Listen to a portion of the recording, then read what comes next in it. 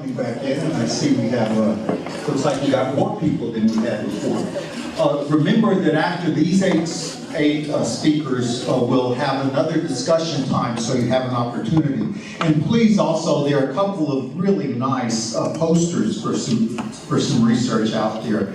I only got a chance to see one of them. Shelley Feist has one out here, and what's the other? Are there a couple? Oh, Mike, where's Mike? Yeah, Mike Canito also has one too from the Department of Communicative Disorders. Sorry, I never got over there, but so make sure you take a look at those too, and we'll have another 35 minutes at the end. Okay. Yeah. Thanks and welcome back. Once again, this is wonderful. I'm having my mind blown, and I hope you are too at these wonderful presentations. I want to thank once again the Vice President for Research's office. Our first presentation for this second session is by Dr. David Villinger. He's going to give a talk called Aging, Endocrine Markers, Fitness, and Cognitive Function. Everyone hear me? Well, good afternoon, everyone. So I'm going to talk a little about some of the work we've done around fitness, aging, some biomarkers, and cognitive function that's been we've been working on for a number of years. But first, to frame the problem, the reason why we want to study this, we have an increasing percentage and also number of people in our population that are going to be classified as elderly above the age of 65. And we know that if that increases, we deal with some of the problems in our population that are surrounding aging, and some of them are cognitive. And so we can see here there are a couple areas, and again, it's not all areas, we see some down here that are not affected, but there are a number of cognitive areas where we see some age effect, and so it's something definitely worthwhile to study, especially when we look at the census data for the United States moving forward.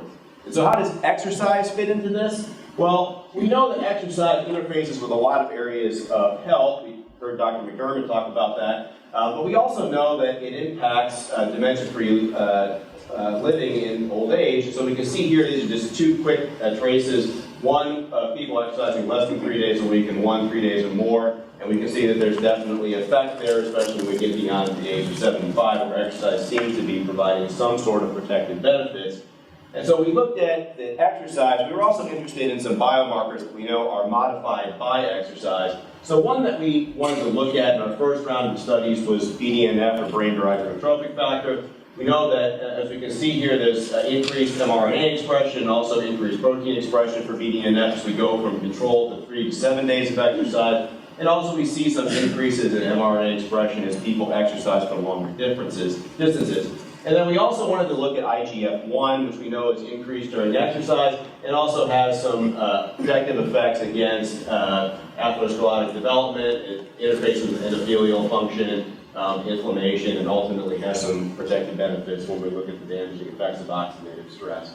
And in particular, the segment of dementia that we were interested in focusing on was this little blip right here, which deals with vascular dementia. So those dementias are related to vascular problems in the brain. Our primary one here is Alzheimer's disease, which you see as the main bar, but we're more interested in vascular dementia, which we think is more likely to be something that we can modify through increased physical activity, increased exercise.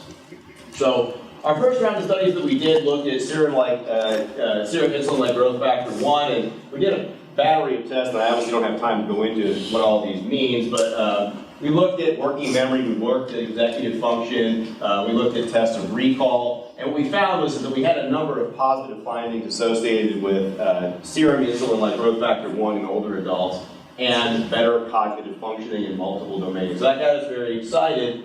We knew that we were kind of on a good track. And so we wanted to kind of take this further and use these same populations to look then at exercise. And so this is our one of our tests of executive function. Here we see the distance that an older adult can walk in 6 minutes. Up top here we have one of our functional tests for older adults, which is the 8-foot up and go test, where you have to get out of a chair and ambulate around an object 8 feet away. And we see some associations here again with better markers of fitness and physical capacity relating to better executive function. And just to note, these are the World Health Organization recommendations for exercise for those above 65 and those 60 to 64. And we notice they're not very much different than what we recommend for healthy adults younger than that. 150 minutes of moderate intensity physical activity and 75 minutes of vigorous intensity. Furthering up on that other biomarker I mentioned earlier, BDNF, we also saw some fairly robust relationships with our tests of working memory and our tests of executive function with that marker as well from the same study. And so moving on to work that we actually just recently wrapped up not too long ago here, we wanted to see whether we could expand some of this to salivary analysis just because it's a little bit easier, it's minimally invasive. So we did a study with an older adults diabetic walking group around this area. We can see again that even within this one sample here, we have some pretty visible relationships between the age of the individual and the time it takes them to accomplish some tests of executive function and psychomotor function. In this study, all we really revealed is we had one biomarker, salivary DHEA, dihydroandrosterone, that was related to psychomotor function. But it talks to the capacities of our lab and things that we're interested in collaborating with other people with, salivary biomarkers, serum biomarkers, and fitness. And so I'd like to thank my collaborators, and I'm out of time. Thank you.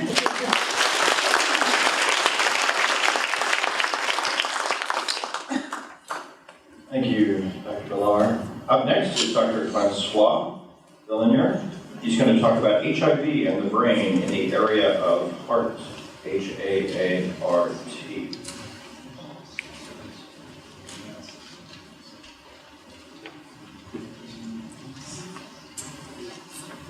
Well, good afternoon. I'll confess that I see the brain as an organ that's immune privileged as an immunologist, and that's about the extent of my work with the brain. So just a quick reminder, HIV is one of the major killers still in the world, and even in the US we still have over 1 million people who are infected. Now, we don't really have a vaccine still, however, there's been progress over the past 15 years in the development of antiretroviral treatment, which really allows you to do a number of treatment, post-exposure prophylaxis, etc., as well as prevention of infection. However, while we have now a real armamentarium of drugs that, I'm sorry, that was supposed to be out, but, okay, let me see if I can advance that. All right, here we go.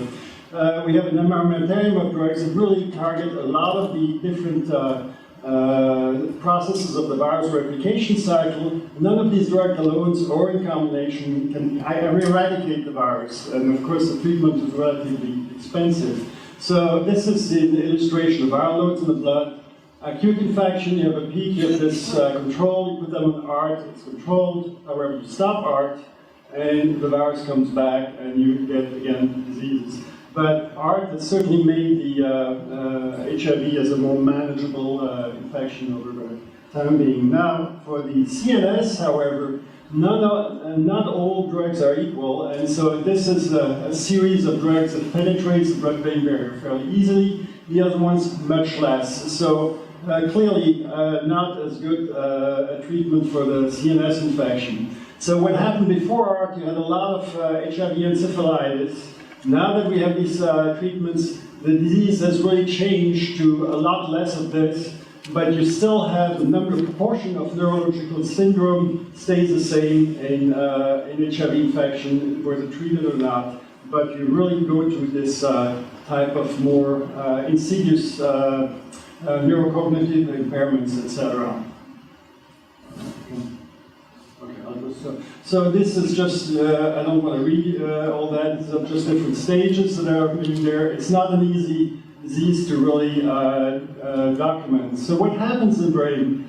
HIV retargets HIV T cells, CD4 T cells in the blood, but in the brain it's all about macrophages, microglia, monocytic lineages. And the problem with these cells are long-lived. Astrocytes and other ones are fairly long-lived, so it's a reservoir of constantly infected cells, and if the drug doesn't penetrate, of course it's difficult to limit HIV replication or production of HIV proteins there.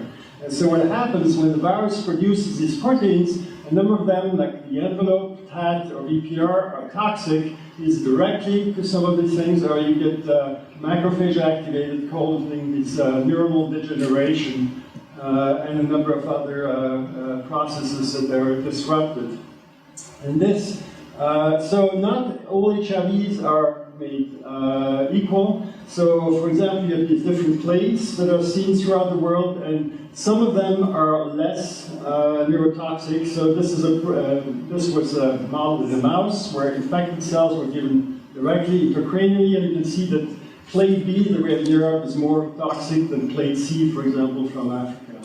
So what happens in the brain, you basically get a lot of the particular white matters that gets affected during HIV infection, whether it's treated or not, and you really get a regression of the white matter that you can see. This is a control right here. These are the cortical thickness really sort of decreases in people with HIV, whether treated again or not treated.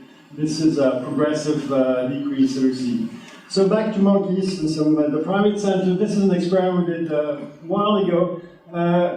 African primates are infected with SIV, they don't get infected. We delete CD4 cells, virus decreases, but it comes right back as soon as you have some activated CD4 T cells.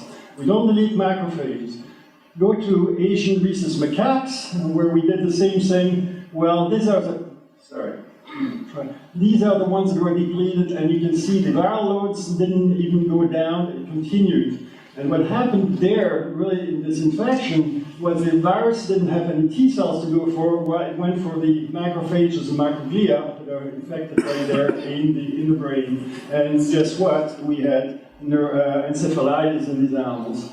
So just to conclude, these are some of the things that we need to do. Still develop a number of predictive markers for HIV-associated neurocognitive disease, and design clinical trials with large enough number to really address that. And the other aspect for us is really developing better models to address these particular pathogenesis.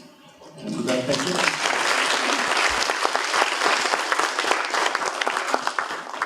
Thank you, Dr. Breaux. Next, we're going to have Dr. Brooke Breaux from the Psychology Department talking about language and embodied cognition.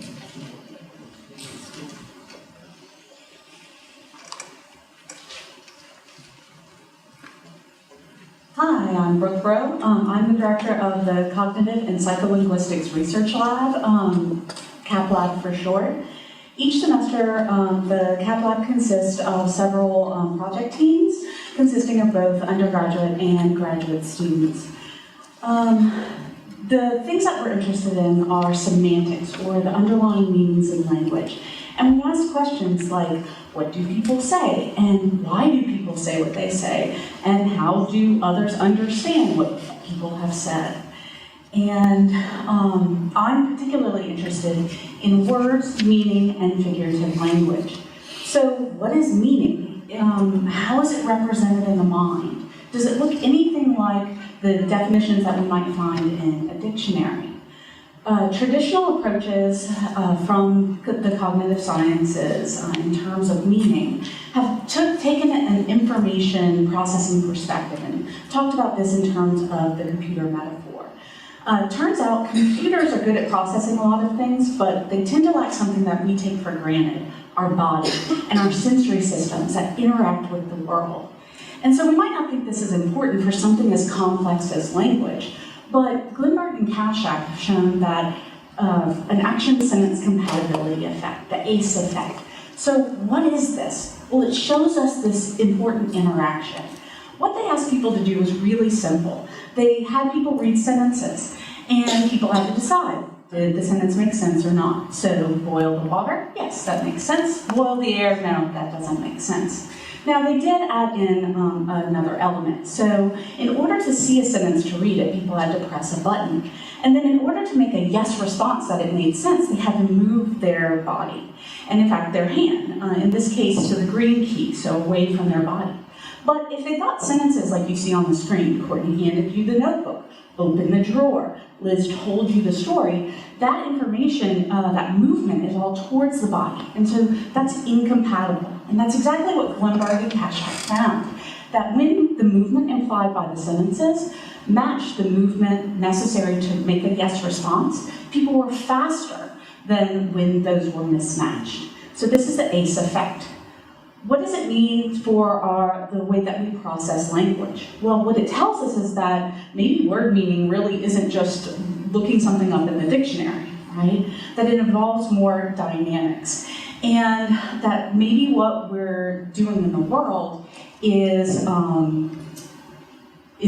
dynamic. So does the ACE effect happen for all types of language, right? We know it happens for some. What about figurative language? Well, researchers Lakoff and Johnson have proposed that maybe yes it does, and maybe language is embodied, even figurative language. So Casasanto and a colleague followed up on this hypothesis that even figurative language is embodied. And again, it's very much like the ACE effect, where if people had to move marbles up, right, and they saw blue words, which blue indicates you have to move up, that they were faster when the movement applied in the word also matched the movement that they had to make in the world. They found this also with emotions, so that people, when they were making upward movements, would remember more personally emotional relevant stories that were positive than when they were moving down, they would remember the negative stories. So research in my lab has started to focus on death-related language. And interestingly, this is a really figurative area, right? There's lots of figurative language. And a lot of it we can easily define or classify as positive or negative. And also we can define it as upward moving or downward moving. And so we're in the process of doing follow-ups where we're taking what Casasanto did, but we're using our own death-related language. And what we're trying to tease apart are the effects of that upward movement and downward movement and that metaphor, right? The positive being happy and the negative being sad. We also want to do this with emotion. So we give people these sentences and they respond to them. We want to know, what do they remember better in the end? If they're making upward movements, do they remember more positive statements that we gave them? And if they're moving downwards, do they remember more of the negative statements? So what does this all mean? What does it come back to? Well, it's all very interesting. And what these findings suggest is that the way we move through and interact with the world can change the way that we think. And so the more that we understand this connection, the more we can use this knowledge to create positive change. Thank you.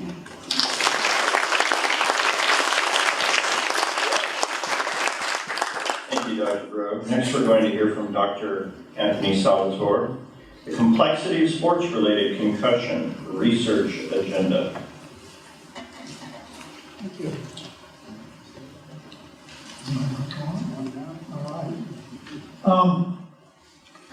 Thank you for this opportunity. I'm new here.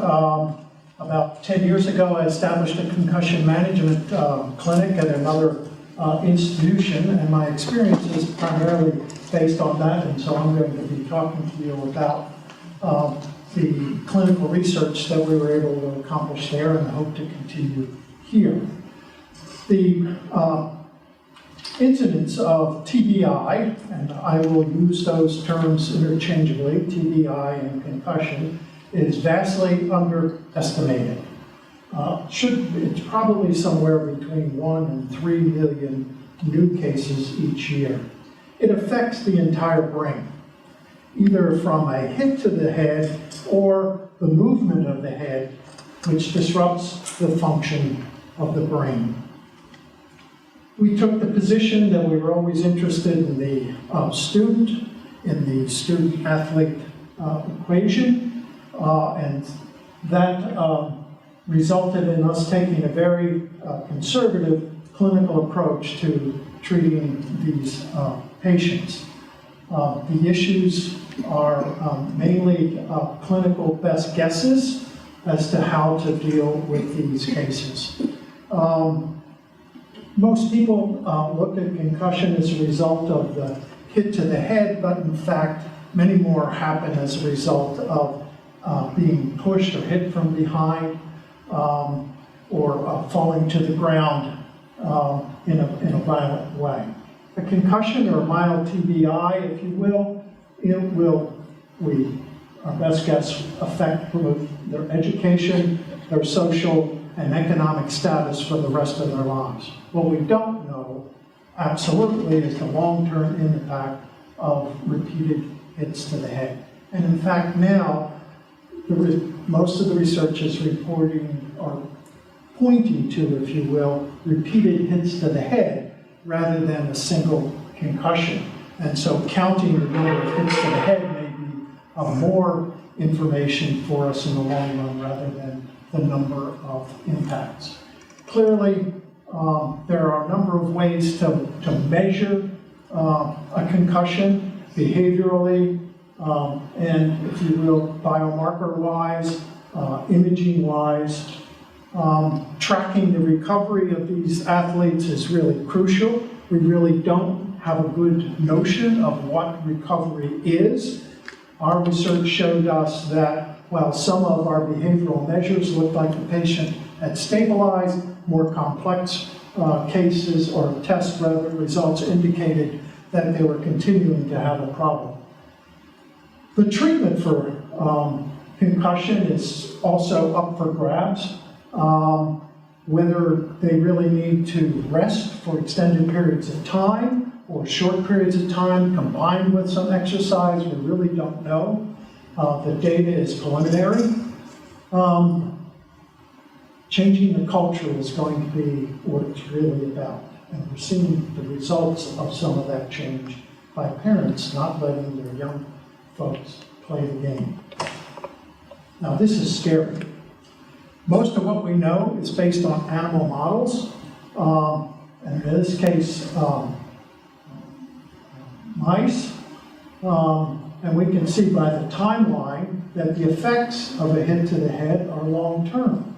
This is just one little example, if you will, of the effects on glucose utilization in animals.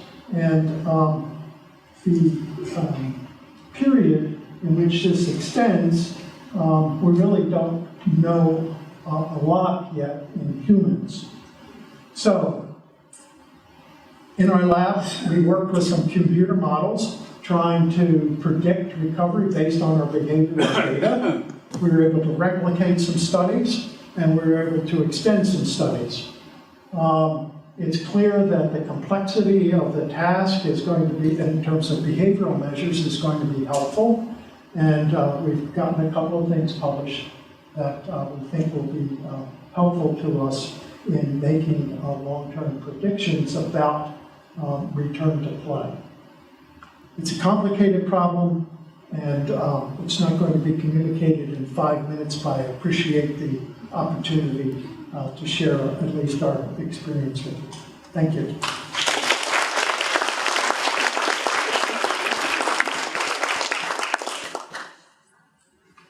Thank you, Dr. Salvatore. Next, we're going to hear from Dr. Karen Smith, The Stars in Our Mind, Astrocytes and Brain Health.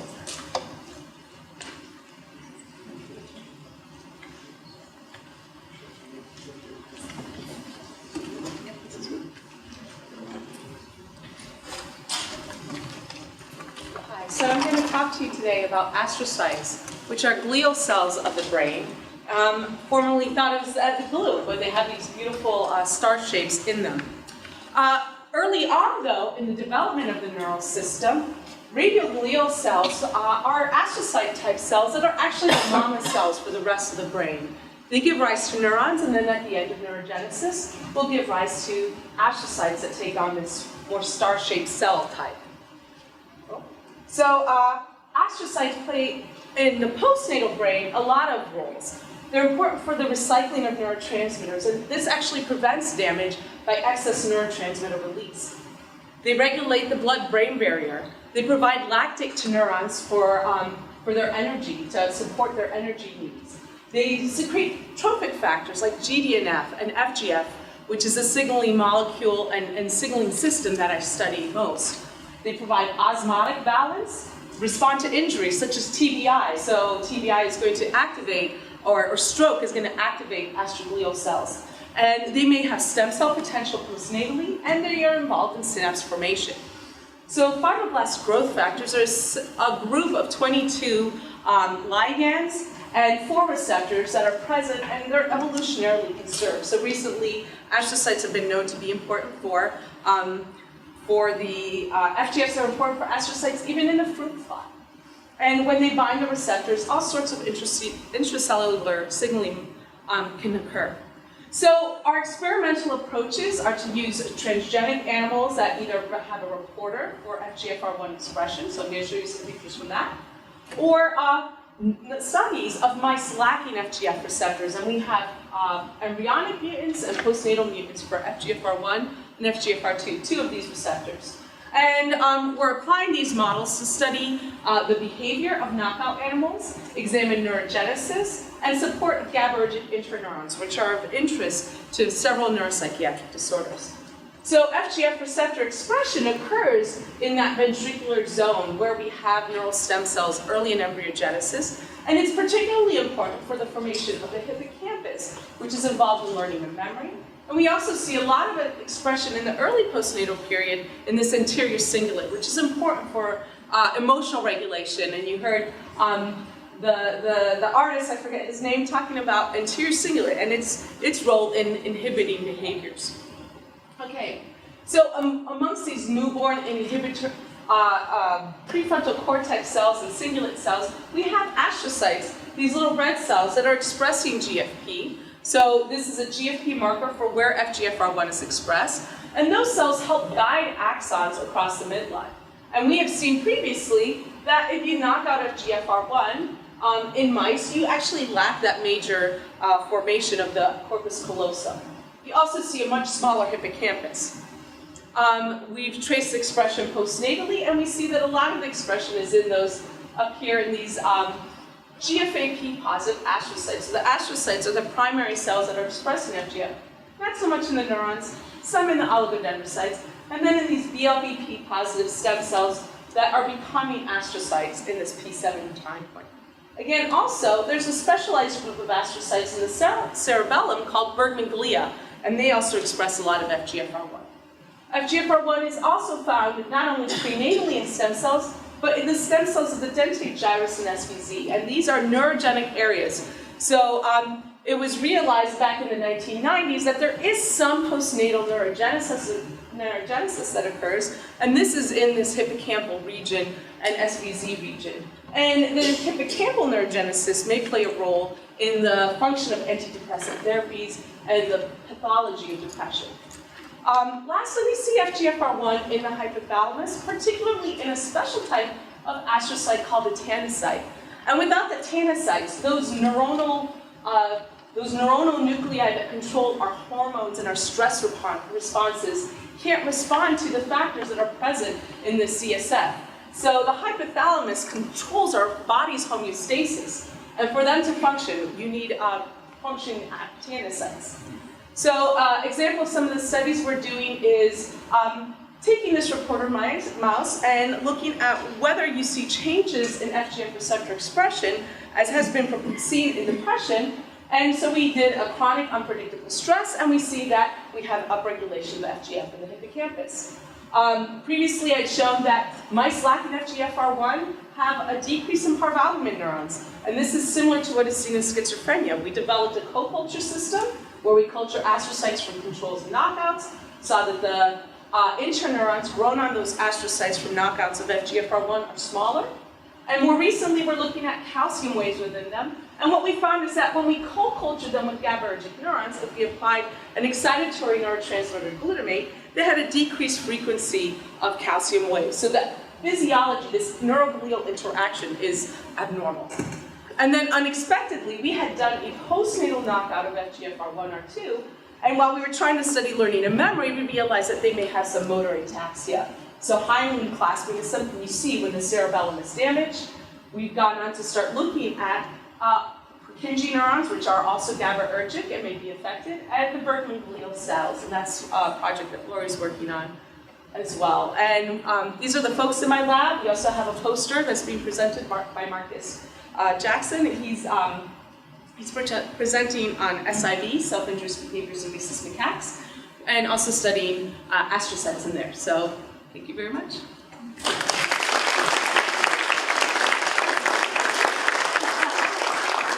Thank you, Dr. Smith. Our next presenter is Dr. Curtis Mathern. He's going to talk about growing the entrepreneurial mindset across campus, a multidisciplinary approach.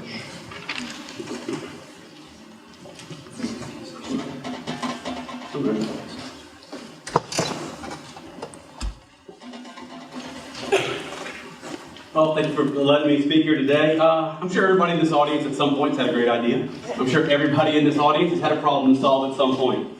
And believe it or not, in the purest form, you've been an entrepreneur. Now, I know in many ways, especially in non-business contexts, when we talk about entrepreneurship, it's a dirty word sometimes. But what I want you to see, and kind of go through this and we'll bring it back to the academic context, is that any point or instance where you recognize an opportunity, exploit that opportunity, and create value, that's entrepreneurial.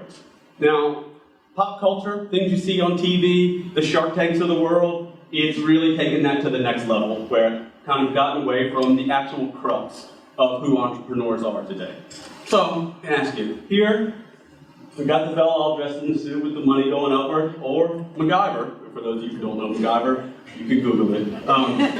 Who's more entrepreneurial? Well, in the context and the theories of the entrepreneurial mindset, it's going to be MacGyver, and I'll show you why.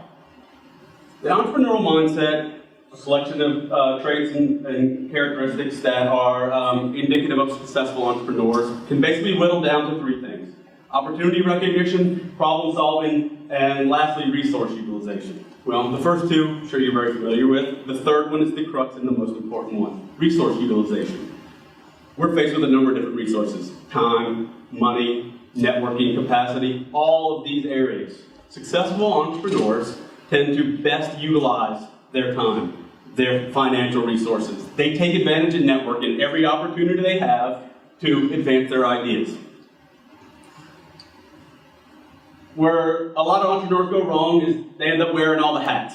And what I want you to see is that it's highly inefficient. Because if the best thing that you bring is only one of those hats, you're wasting resources by wearing other hats. And entrepreneurs aren't the only ones that do this. Because we as universities do the exact same thing. We have precious few resources, and we educate in silos. I'm so thankful to be able to talk to people from outside the College of Business today, because we finally get to hear and see others' ideas, and specifically their areas of specialization. We recreate the wheel over and over again across our colleges. We have little opportunity for collaboration and the opportunities to really exploit our specializations. So, how do we do it? Well, one thing first, what we do here today, that's the first step in that direction. The other part, being a resource-constrained institution, we have to maximize what we have. Areas of collaboration, bringing people that have the same mindset to see opportunities and to problem solve and to use and make the most of what we have, that's the best area for us to do so. You know, familiar with the A-team? Because if you have a problem and nobody else can solve it, you might get lucky and get the A-team. Well, here's the deal about the A-team. These are highly, highly specialized individuals that only do the area of their specialization. They're incredibly efficient, they don't waste time, and they're there for one job, knock that job out, and move on. For us, across campus, in our curriculum, in our programming, from students and faculty, the more that we can start building structures in place to maximize our specializations, to maximize our resource utilization, I ask, and please, anybody who would love to talk to me about it, ways in which we can identify students that have this mindset. Ways in which you can think of that can engage our faculty and students in curriculum and programming alike, that can put us in position to better solve the problems that we have on campus and in the greater Acadiana area. Thank you.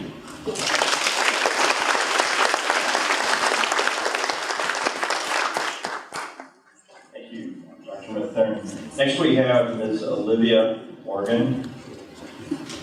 She's going to speak on cognitive connections at the Hilliard University Art Museum.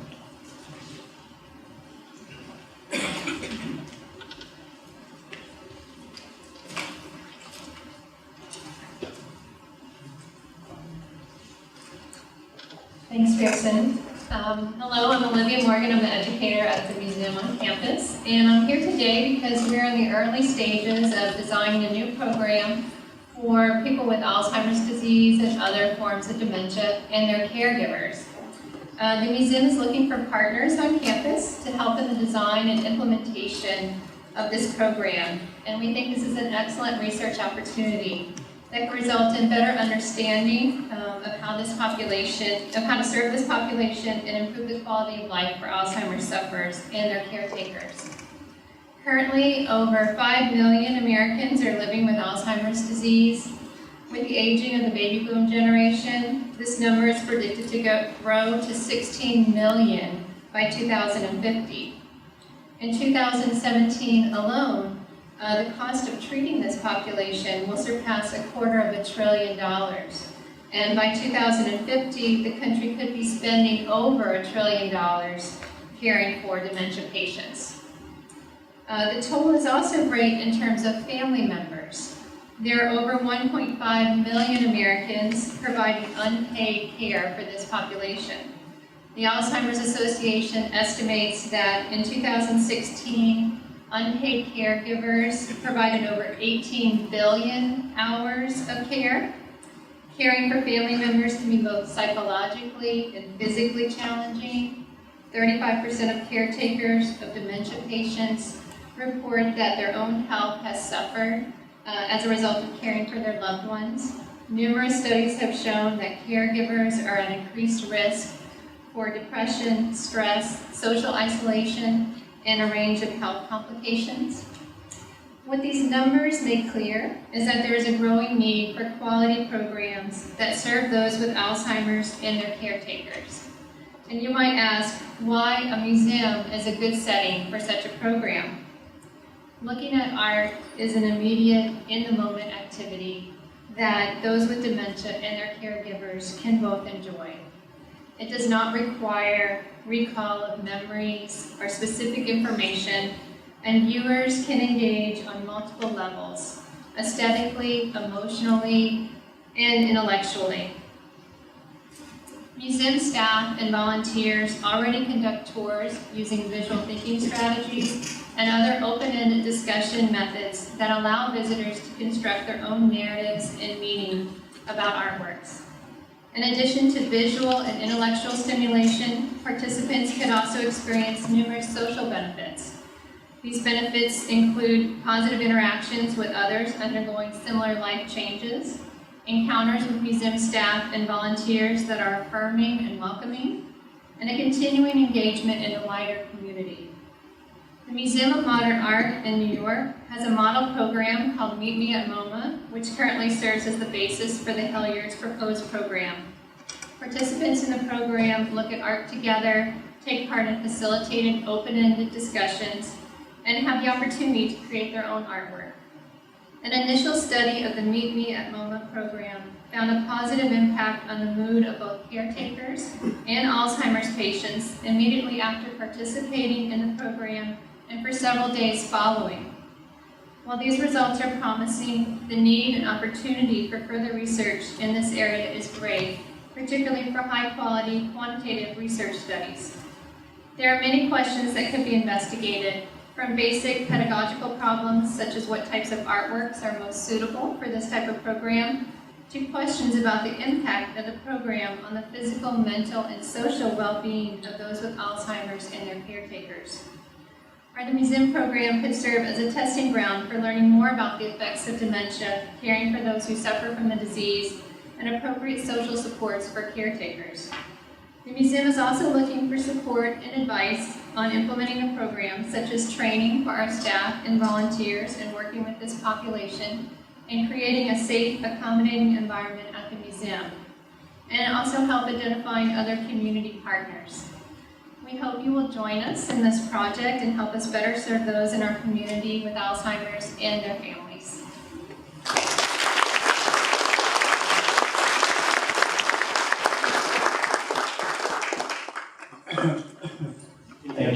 Thank you, Ms. Morgan.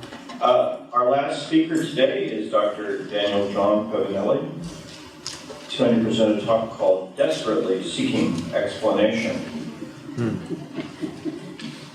Okay, so I'm not able to explain it other than.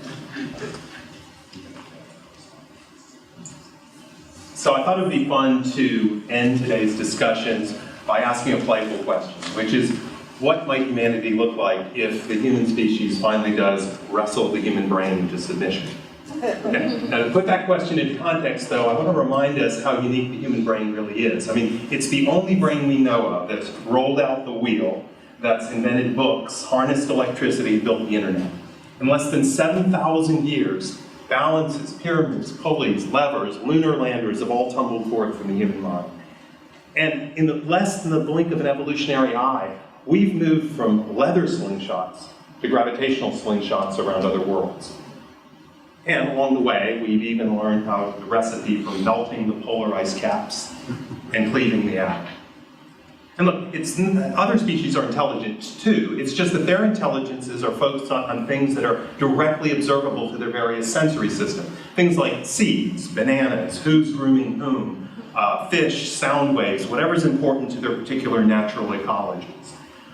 But you see, those intelligences don't get caught up in higher order accounts of what they're doing or why they're doing it.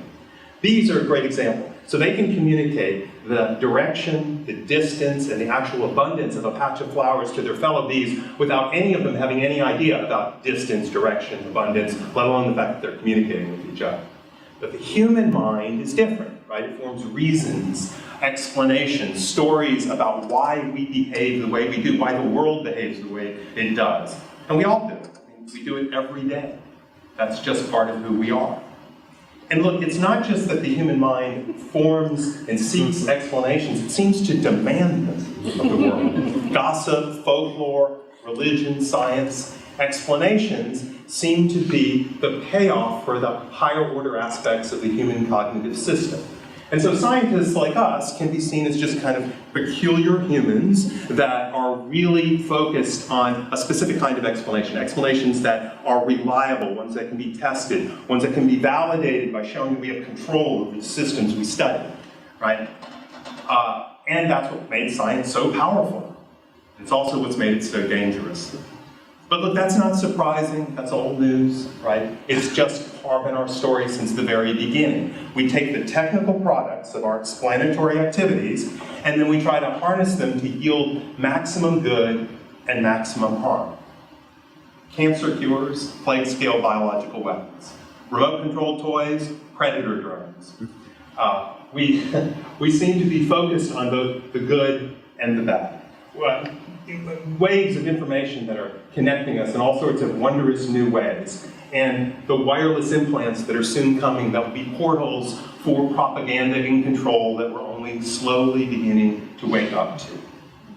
But the good, playful news is that that's the way we could sort of think about what we're doing here today, right? We're just one group among thousands strewn across the planet that's trying to whip up some excitement for our particular efforts to wield into submission that last piece of the puzzle. That is to get explanatory control over the very organ that delivers the payoffs for those explanations in the first place. And look, we sort of know where it's heading, right? Science has a track record. We'll deliver increasingly precise images of the human mental operations and emotions, and at the same time, we'll deliver the technical means to increasingly monitor people's private thoughts and feelings. We'll deliver powerful new gene therapies to cure rare brain diseases as we pave the way for things like intellectually enhanced designer babies. We'll dramatically improve brain interface prosthetics that will allow the deaf to hear better and the wounded to walk better. At the same time, we accelerate the transhumanists' agenda for the more deliberate or intentional fusion of human and machine. And in the meantime, we'll yell at our children for circling their digital devices in ever tighter spirals, at the same time that we insist that they become more fused with those technologies that we throw at them. Look, we're reverse engineering the motivational system of the human mind and body, and then we're appalled that we're losing the power to avert our eyes and our attention, our index fingers. Okay, look, but humans, and scientists in particular, have a story to tell in their defense. And it goes something like this. It's, well, science isn't bad, it's what people do with science that's bad. Or, well, you know, If I don't do it, someone else will. Or my personal favorite, well, what are we supposed to do? Go back to the horse and buggy? But look, so maybe it's worth 5 minutes, I don't know, occasionally, to pause and reflect on whether the cliches really are well articulated to the predicament that the Human Explanatory Project puts us in. Whether the values we embrace in our scientific childhood are well suited to the power that the adult has to dramatically and increasingly influence and control our brains, our body, our behavior, our planet. And maybe even a couple of minutes for some of us to reflect on how we want to align ourselves with an enterprise that's steadily delivering futures that many of us wouldn't vote for, and how we might more align ourselves with futures that we would vote for. Thank you very much.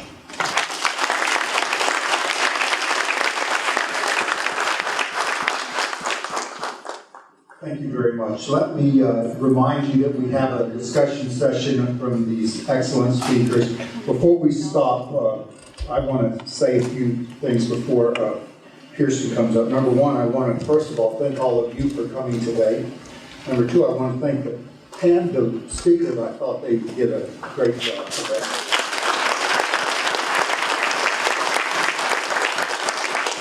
I want to thank Dr. Colleroux for supporting and funding this, Ms. Jessica Manafi, Ms. Madeline Spustik, Ms. Dominique Rosario, Ms. Shelby Bosch, Peyton Broussard, Dr. Ryan Nelson, the Cecil Picard Center, and Dr. Burstein, and of course our great moderator, Pearson Cross. And I'll turn it over to Pearson right now. Thank you, and I hope you've enjoyed this as much as I have. This is the fourth one I've been associated with, and some of you have been here at all of them. They're always a mind-blowing experience. We always hear lots of different things that are wonderful. You've been given an assessment sheet. So at this time or before you leave today, we'd very much like to have you fill out that assessment. It's not because we want to hear how great our speakers are. It's because we're actually interested in kind of determining to what extent we're successful in our goals. And our goals are, of course, to promote research across particular communities of interest on various topics. And you could also suggest to us perhaps some future communities of interest. We're looking forward to doing this kind of a meeting in the future on different topics. We think they've been successful so far. We want to make them even more successful. So please take a moment to fill out that assessment and leave it with us, and we'd very much appreciate it. Now if we could have one last round of applause for the presenters and then go out and talk to them.